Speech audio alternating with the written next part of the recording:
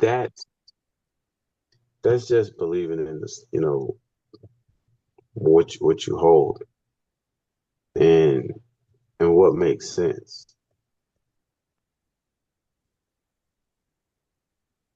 Yeah, it's funny how many people that's not in, how the people that's not in, when I talk about like where I'm at, my position, or I have X amount, and they want me, they like, man, you crazy. I would have sold and got out of there. And they don't even understand what's going on. They can't explain the project to you. All they know is I see money. I'm taking it before it goes down. I need to get it out, you know. Yeah, Yeah, like I think like it's like because. none of Oh yeah, go ahead. no, go ahead, David. I was saying because I think it's because of that's what people are used to. People are used to those pump and dump projects. They're used to get in, get out, get in, get out. But with you know, like what you were saying, people don't really taking time to actually learn about these things and kind of get a feeling of where everything is going. Because even with Bitcoin, that's the same thing. It's just people are used to just there's nothing fancy about Bitcoin other than the price going up.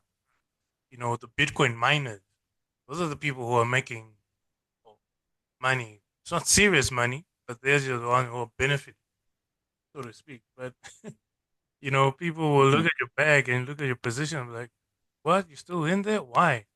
Because they don't really know about all these things. Steve has been talking about all these challenges that are. So at the end of the day, they just look at it and like, "Nah, man. You're gonna get rug pulls. You're gonna get this and that." And so they just stop, man. They just stop and stare. Right. And I'm not even talking about people that's in crypto. I'm talking about people that's not in crypto that doesn't even know what crypto is. Like they don't know the first thing about it. That's Oh the yeah, people I'm yeah, yeah. talking about. Yeah. They don't even know. But but it's just like, you say that and then it struck me. I'm like, man, as soon as you sell, there's probably somebody right there just waiting for that candle and then just to swoop it back up.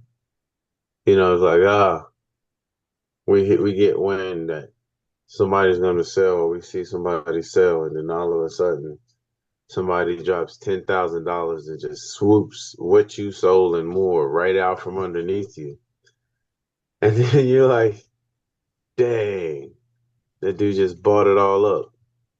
And Hmm. now you got to come back in at a higher price. And that's the thing. I think we hit that point where that's happening, you know. As we can see, that's been happening. So, man, it's like now it makes you think we getting closer and closer and closer to that bull run. Yep, because Do I really want to sell? You know? go back and look at the chart and look at every time somebody sold a significant amount, there was another bigger amount bought it up right after. Right. Like every time, and I was like, okay, all right, nobody better not sell off too much because you ain't getting that position back. Yeah. Because I think that's the thing now. Because that when I saw that 10K buy again, I'm like, so people actually ready, man. They got the money. They're ready to just the opportunity that they're waiting. And once they see that opportunity, they're in and they're going all in. They're going all in. Yeah, I was like, what? And then yeah, so it's like I said, now people are just waiting, and there's not much more time, you know. And so we just trying to continue to put the word out. That's it. That's it. That's all I'm doing. I'm just trying to Right. let my friends know. There's many people that are listening know. Man, and you ain't out here trying to just go and like spend ridiculous amount, Unless you like one of them people that are well off, great. But if you somebody that just got a couple thousand sitting somewhere, use a couple hundred. If not, slowly get into stuff. Find something good to get in. There's a few things, that I said, in the ecosystem. But it depends, man. It depends on what that person or the people around you want to do. Right. And it's even like you said, whatever amount you can afford, buy it, stake it, and don't even worry about it. You know what I'm saying? When you come back and look, and you see how much USDC you accumulated, you're gonna be excited about it, you know? So but you gotta get in. Yeah, because it's interesting. You know, when I was talking about um, this ecosystem being a bank, when you think about it, this is like a kind of a unique bank because you got your money in there and you got it staked, and then you start getting your rewards coming in. You know that's your bank giving you extra cash, which you then take, and because it's your own bank, you're coming in and you're using that. You now don't have to use funds outside, unless otherwise you've got something else that's giving you know, that's giving you all of that, that's giving you extra money, and you want to pump in even more. But it's your bank, so why not just put in more? So you've got your asset that's giving you more money that you can use to accumulate even more or invest more in your asset, or like Glenn was saying, you can use that to get into other projects.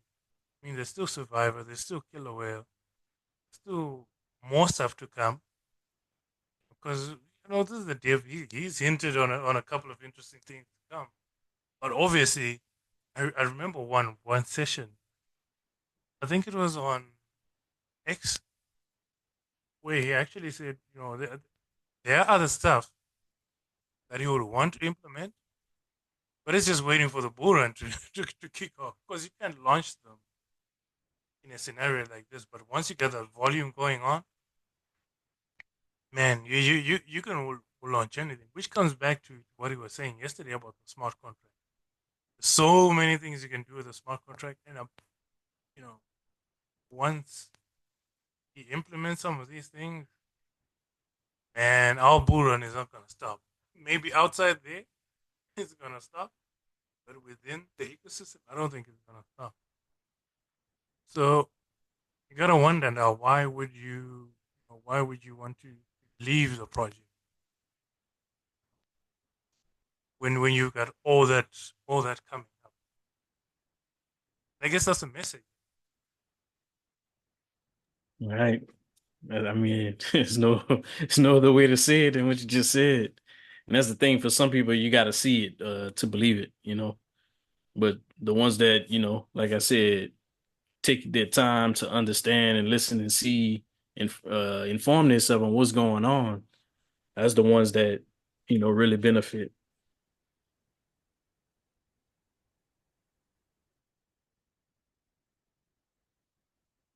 And the fact that it's actually a real store of value. Like we heard Steve mention a lot, where Bitcoin has that title as a real store of value. But if you really look at it, why is it going from 60, $70,000 all the way back down like to $15,000? Like how is that a store of value? Like that shouldn't be happening, you know?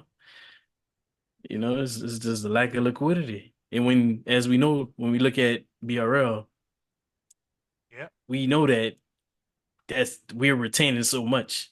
So it's not going to be a situation where we're constantly doing that over and over, and you see BRL running up, you see it running back down. Over time, it won't be able to go down that low.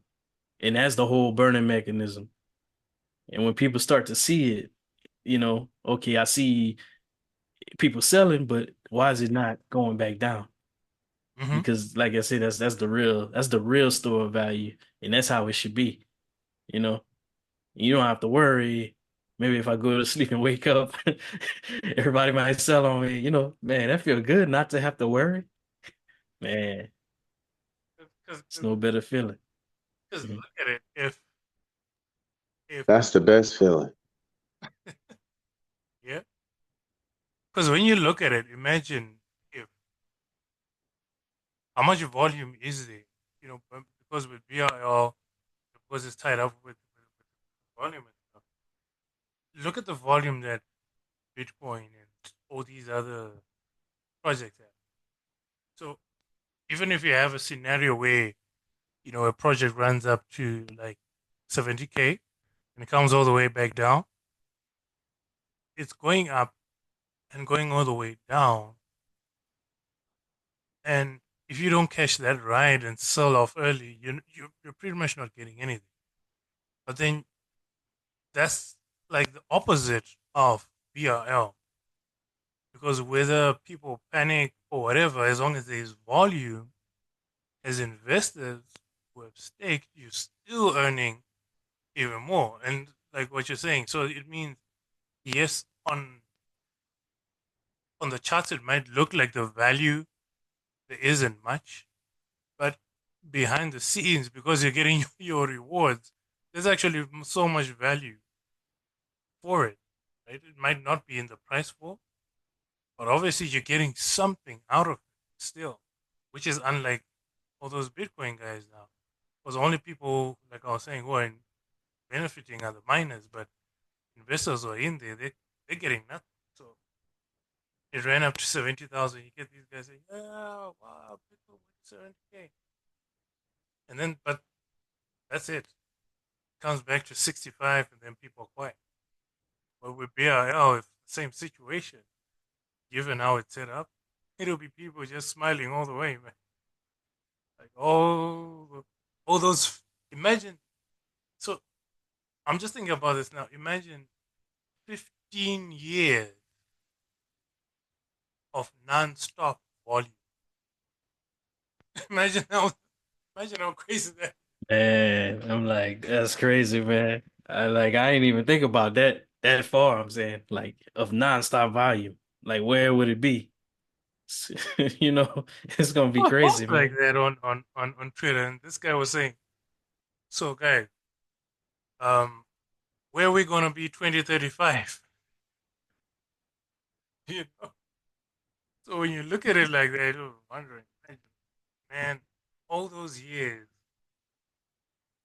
of just non-stop volume. That's crazy. Yeah, it's like, man, now you got me thinking, just hearing you say that. And the thing is, we'll be able to calculate our liquidity to market cap ratio. So that's another thing. So we'll be able to see where the floor is, you know, which is that 100%. So if we're at just say 15, $20,000 with let's just say like a 90% liquidity to market cap ratio, then we know the floor is not that far below that. That's gonna be crazy, man. Just to see that. It's gonna be crazy because okay, let me give you another one. Let me give you another one real quick. Because right now, all these other let me pull up my point because we're talking about what do we have? Dogecoin 24-hour volume is at 900 million. So imagine having that kind of volume.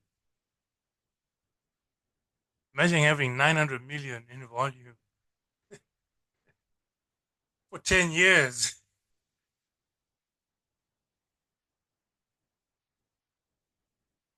Crazy, man. Crazy. That's crazy, man. That's crazy. And you gotta think every day, every single day. Like, man. And I just picked on Dogecoin because that's like when you look at other projects out there, you look at Ethereum is sitting at what 9 billion, Tether is at 32, and all. It's amazing, man. It's crazy, crazy, crazy. Because Pepe is sitting at like what 400 million in volume. That's it.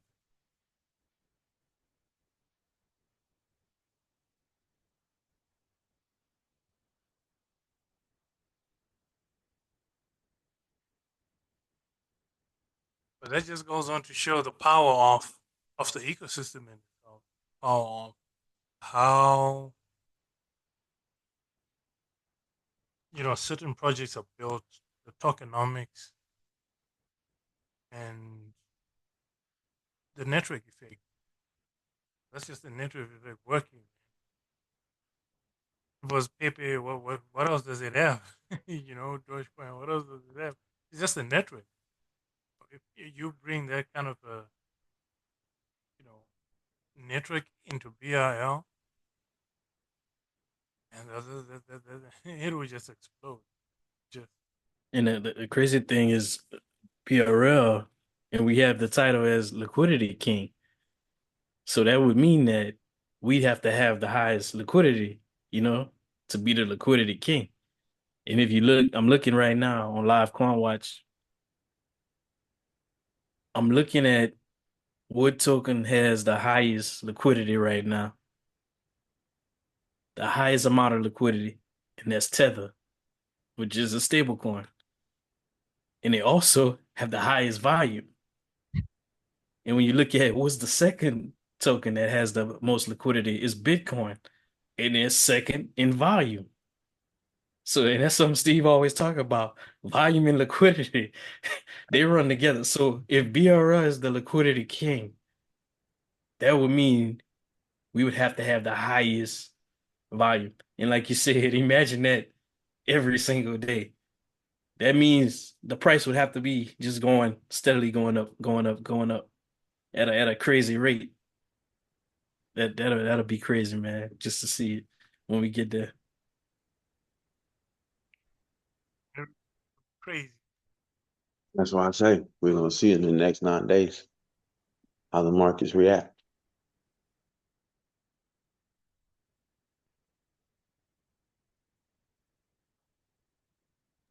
And I'm still here going down the line to the next Ethereum. And it's the same thing. They the third in volume, third in liquidity. You can keep going down the list and you're gonna see the same pattern.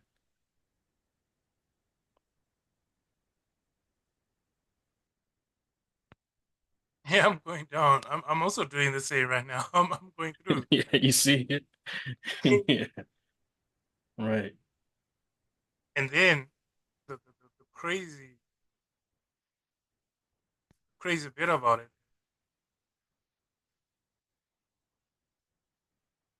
it's always what he says. Just because you've got the highest market cap doesn't really mean you're liquid or you because when you look at that, Bitcoin is at the top when you're looking at market cap, but that doesn't really mean much. you know, Right, right. around you actually look at, oh, this is what it actually is.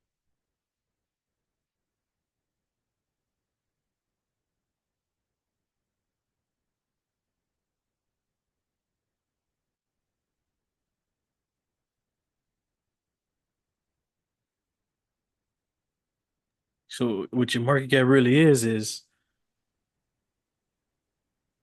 let's just say I walk into a supermarket and I ask them how much, let's say dog food, whatever. I'm just using an example. How many bags of dog food do y'all have of this brand? And they tell me, okay, we have 50 bags. Now, if I added that up, how much would it cost for me to buy every single bag? That's what your market cap is. So, like you said, your market cap is really, that's all it is. It's a total amount of, you know, the token. If I wanted to buy all of it, that's all your market cap is. So it's not really saying a whole lot. That's it. It's nothing more than a price, you know. Yeah, exactly. It's nothing more. And that's a good example because there's nothing that can you can really do with that. But you see, I think that's where most people and that education is lacking. And it's funny because I know there's one guy. When I talk about education, I don't know why people just don't like free education. I know of one guy. He charges he charges $100. For a session like this, we were just discussing. He charges $150, and he does these seminars once a quarter, once in 3 months. You know, and people go there and do these things, but then you know, it's crazy that people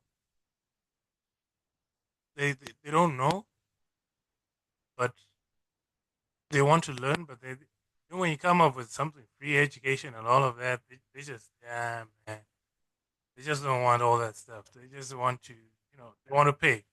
We've got this belief. I don't pay for something, then it's not really worth it kind of scenario. But hey, at the end of the day, it's up to it's like what Glenn was saying. So it's either all you can do is tell someone whether they get in now or later down the line. That's their decision. We're not out here trying to convince someone to do this or do that or tell them. It's not financial advice I'm giving, but it's just you know getting information out there. Obviously, someone has to go do their own research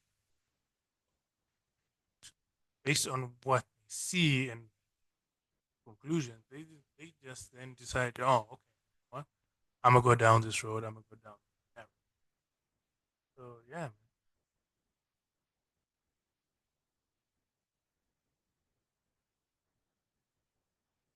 But I guess we'll see in the next 9 days.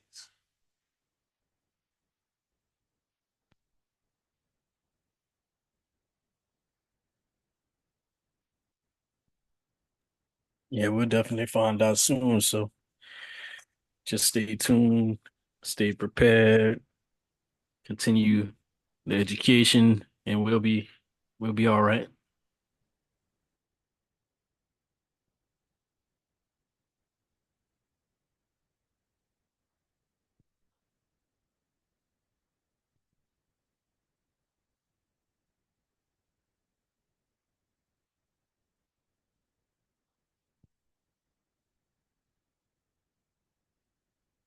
Yeah, yeah, yeah.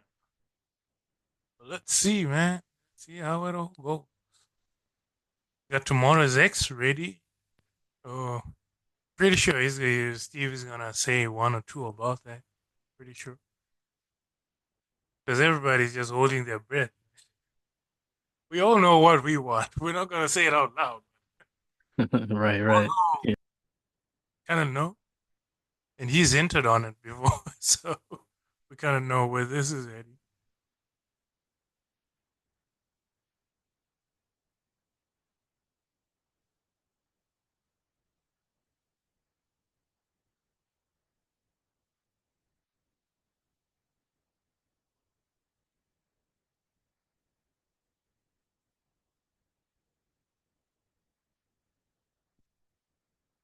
Yeah, but otherwise, I'm gonna call it a night. Got some one or two things I need to do, prepare for tomorrow. And, yeah, we'll catch up later on in the day. yeah, yeah. Sound like a plan. Yeah, I got some things to take care of as well. So I mean, it was good, conversating, talking with everybody. Yeah, yeah, yeah. Do that. It was a good session, and next week we'll pick it up from there. Man. Yep, sound good. Don't know is the crypto black belt still there or is still out.